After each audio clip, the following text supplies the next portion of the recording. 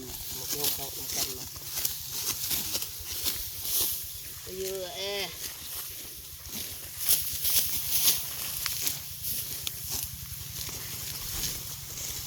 như vậy nè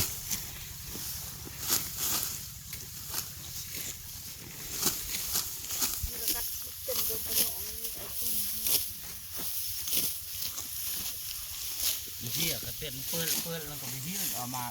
đây làm gì các cái mông là gì ở đây cái mông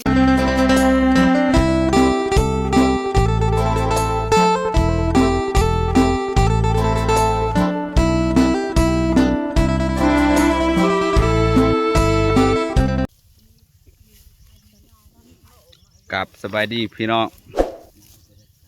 มื้อนี้สิพาพี่น้องมาเกี่ยวข้าว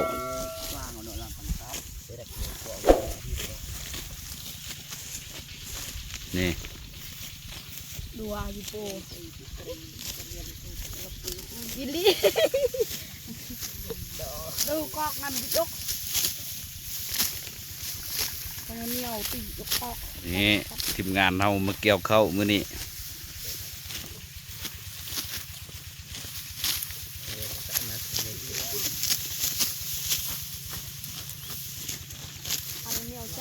tàu lan mà nó âm cả mà nó tắt tam lan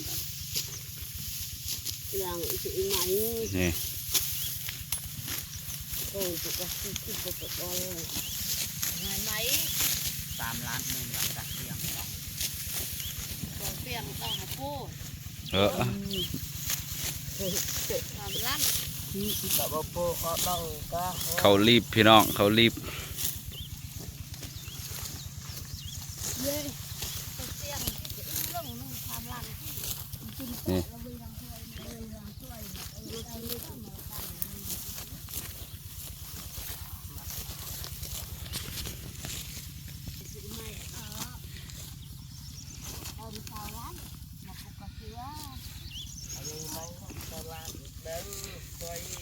มาพี่น้องมาเกี่ยวข้าวน้ำกัน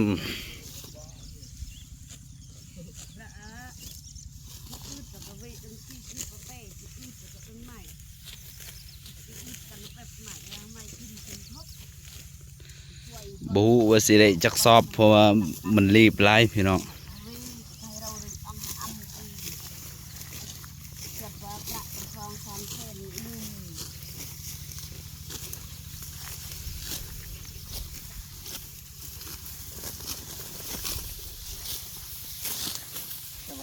một con khâu một cân mà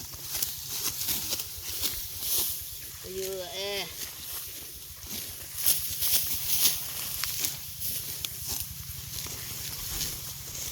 như vậy นี่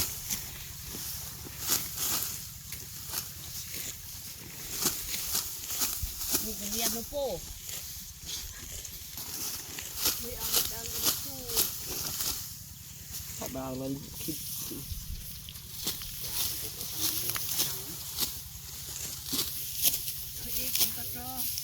ก็ช่างคุณสามีคุณชมคุณกระเตะคุณภรรยาตัวกัดเป็นตัว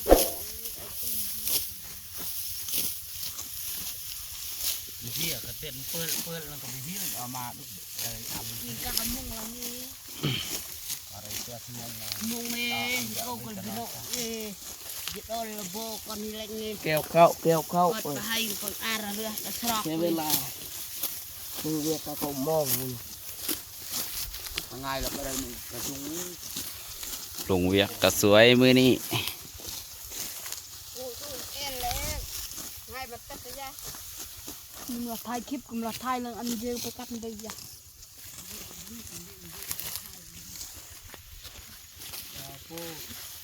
นี่แม่นหน้าเขาเจ้าเกี่ยวแล้วเนาะ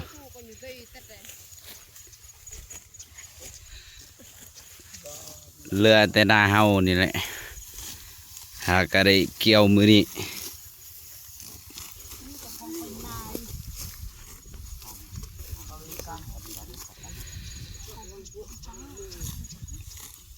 มันสุกซ่าเพราะว่าน้ำมันบ่มี ม น้ำมันมาฮอดซะเขาเลยบ่ทันหมูสุกบ่ทัน ปลาเห็นจะตีลงก็กว่ามากันเอานึ่งทุกสุดก็ให้เจียงมาตะตอยนึ่ง ได้เราก็เองกันเพียงนะ เย็นเย็น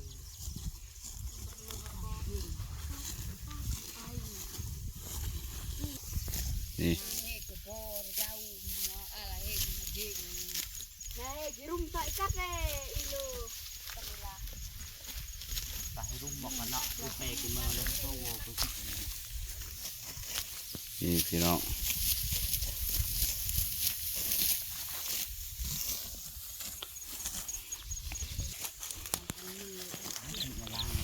ห่วงเขาก็บ่ยาวเขาก็รีบ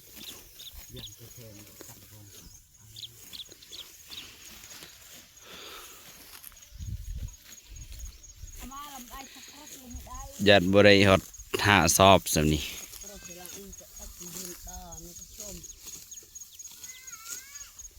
có nọ thì thằng phải ngay lưng tì áเงให้กัดให้กองลงปรางลงบนปรางคนกระชังอุดยินเช่นกู ไว้ไว้ไว้ไว้ไว้ไว้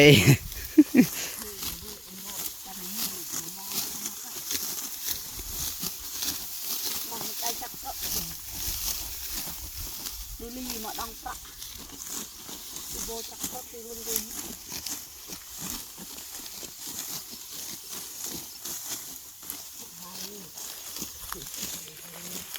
จักก็จะเฮมาครับดองเย่ หนาทงน้อย ในไงจะอีตีเนี่ยได้ยินครับดองกินเป็นปอกมาตะตี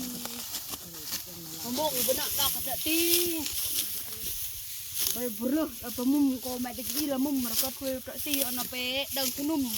có mà học bảo cái anh mong ก็ชมมีเรารู้มาเซาะจักเซาะได้กับยัดตีจักเซาะขึ้นมาจักเซาะ ๆนี่พี่น้อง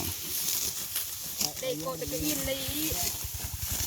ไงที่ตะเต็มได้เลยก็จะยกตรงล่างได้ เขารีบพี่น้อง เตะเลยกัดลึงทุกกองได้ลึงหมดเรามุกอย่างนี้ยืนโตทุกหายกระตีกันตีใช่ไหมจักเซาะ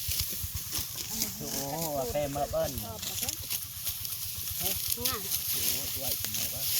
นาเตะกี้เบิร์นซันซีไว้นานเตาเบิร์นบูเสาเขาเมื่อไปต้องเอาเจ้าคลองยึดกระชับบางหาที่ยึดปนกระชับรวมคนนานเตะคนนานเตาเบิร์นกระชับที่จะกองที่เขาเขาจะได้มาง่ายเด็ด เอาพี่น้องบ่าวโปก็สิจบคลิปเพียงเท่านี้ขอเวลาไปเกี่ยวข้าวก่อนเบิ่งคลิปนี้แล้วก็ช่วยกดไลค์กดแชร์และกดติดตามซองบ่าวโปชาแนลนี่เด้อทุกคนสบายดี